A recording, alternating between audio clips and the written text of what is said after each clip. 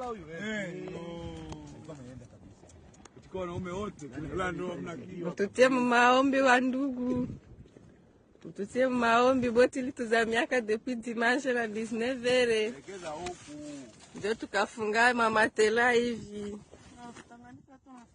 Ndio hivi tuko yule Tanganyika. Siku 4 hivi.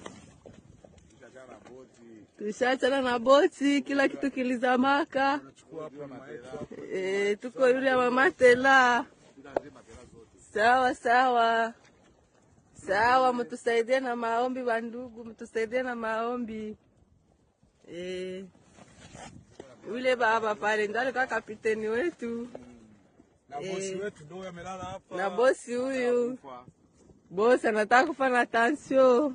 Na kapiteni ndio tunaye hapa barusi. Anajua barusi.